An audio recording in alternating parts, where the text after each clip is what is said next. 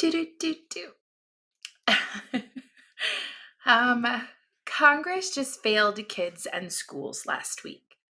Congress determined that school meals must return to normal on June 30th, allowing critical nationwide child nutrition waivers to expire by not including them in the latest spending bill. These waivers were introduced early in the pandemic to give schools and local organizations the ability to feed kids, whether they were in the classroom, isolated at home, or learning through a hybrid model. Much of the conversation around extending the nutrition waivers has been dominated by a focus on universal free meals, where no-cost meals are offered to students regardless of their family's income. But focusing solely on this one benefit is short-sighted and dangerous.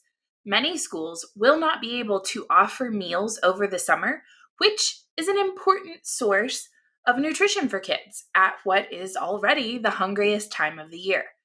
In Pennsylvania, for example, the schools estimate that their summer meal sites will decrease by half because they can't operate without the waivers.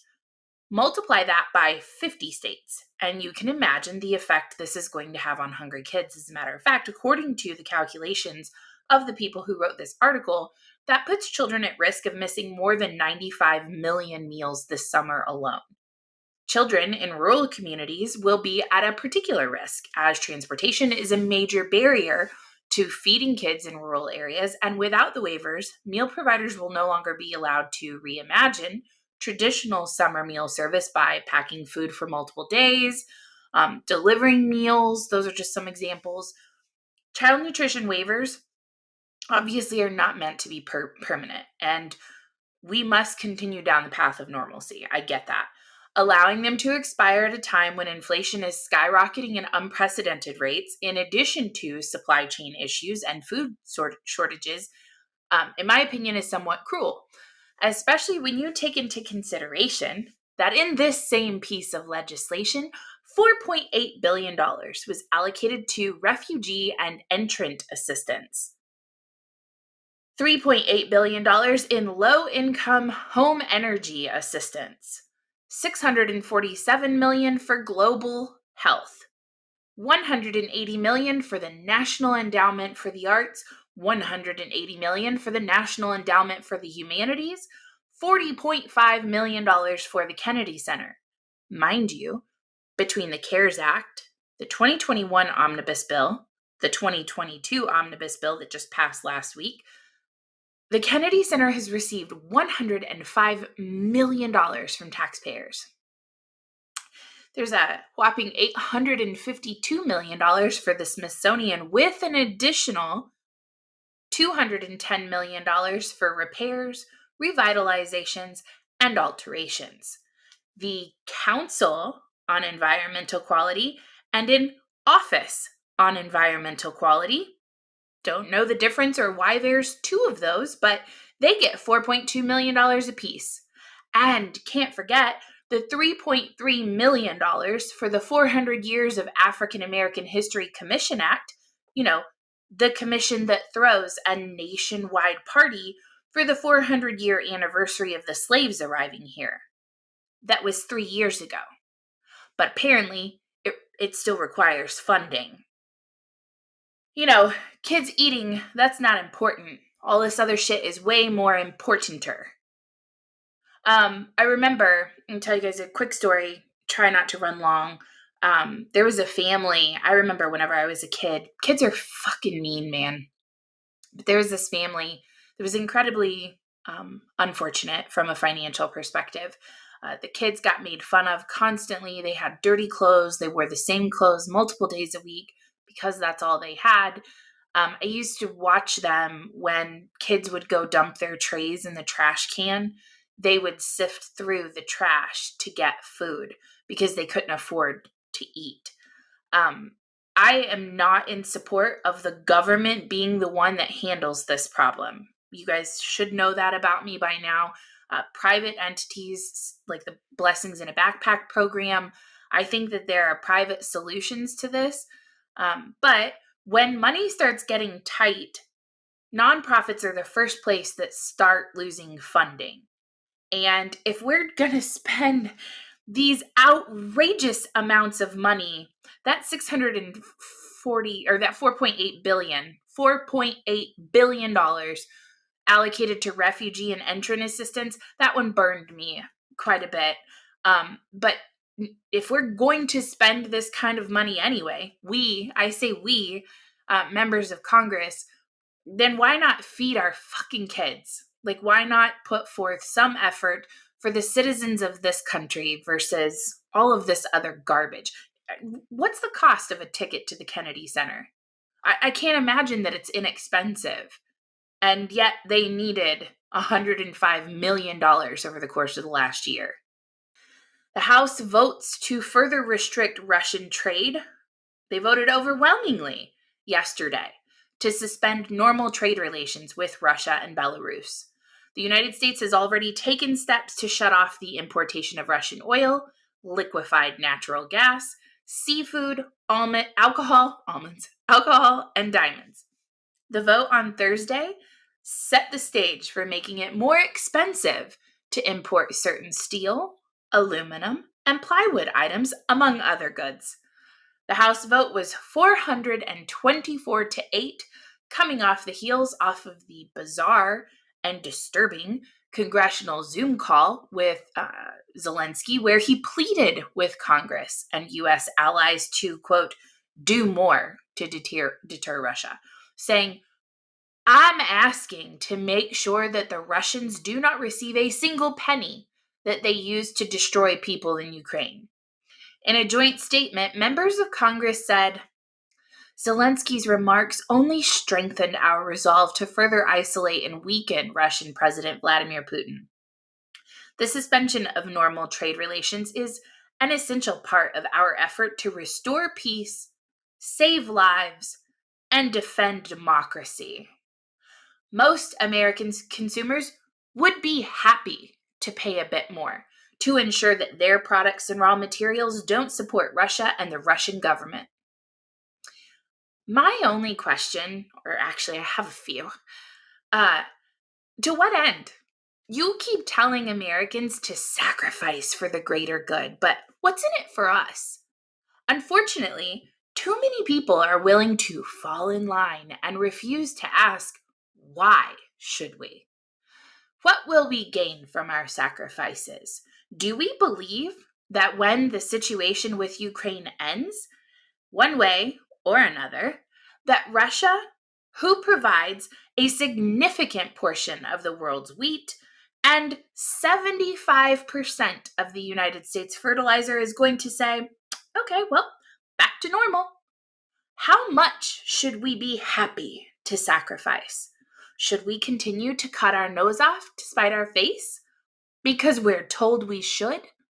At what point do we recognize that we cannot help anyone if we cannot help ourselves? How much should we sacrifice?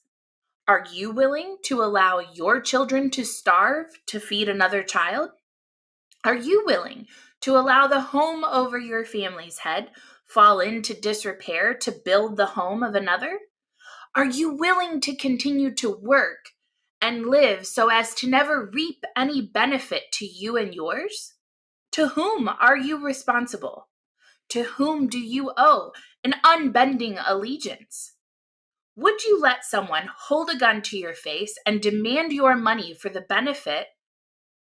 benefit, and listen when they tell you it's for your own good? I've got news for you. That's exactly what this government is doing to you right now. The Biden administration is preparing for the potential of mass migration to the United States-Mexico border upon the end of Title 42. Internal documents have shown estimations of how many people are within hours or days of the border who might plan to migrate to the United States. Those estimates include potentially around 170,000 people coming to the southern border and some 25,000 migrants that are already in shelters in Mexico. The Department of Homeland Security has set up a Southwest Border Coordination Center at its headquarters to coordinate across multiple agencies. In a statement from the White House spokesperson Vedant Patel, He said, "The administration is doing its due diligence to prepare for potential changes at the border. This is good government in action." Just typing those words literally gave me an ulcer. The United States Border Patrol has made more than 158,000 arrests on the southern border just in February alone. I will be speaking with a Border Patrol agent on my podcast very soon to talk in depth about the situation on our border and what it's going to look like in the absence of Title 42. You won't want to miss it. Progressives give Biden a list of executive order demands, including combating climate crisis and racial justice.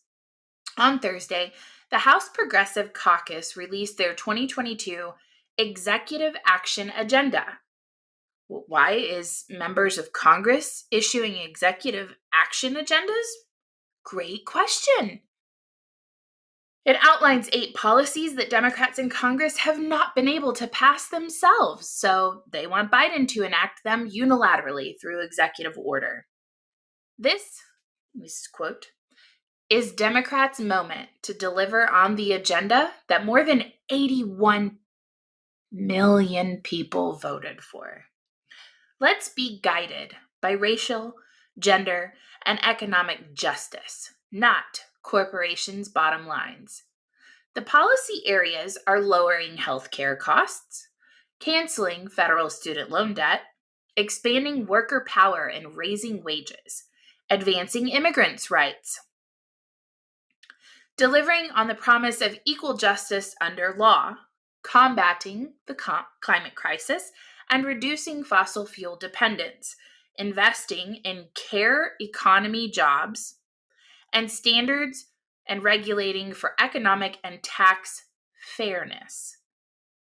This isn't a messaging exercise. This list is focused and does not include every fabulous idea from the progressive movement. It's a detailed roadmap of things that Biden could do immediately.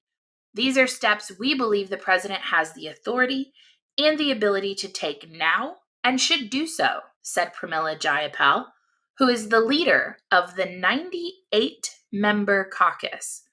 You heard that right. There are 98 members of Congress who support this. Think about that. Today, Joe Biden is to speak with Xi Jinping to discuss ongoing economic competition between the two countries and Russia's war against Ukraine. Jen Psaki announced the call on Thursday and said it's part of our ongoing efforts to maintain open lines of communication between the United States and China.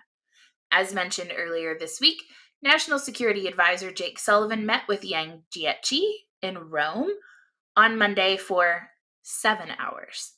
U.S. officials have warned that China has amplified Russian disinformation that could be a pretext for Putin's forces to attack Ukraine with chemical or biological weapons. There are also reports that Russia has reached out to China for aid as it faces sanctions and an invasion that faces stiff resistance by Ukrainians. Russia denies this claim.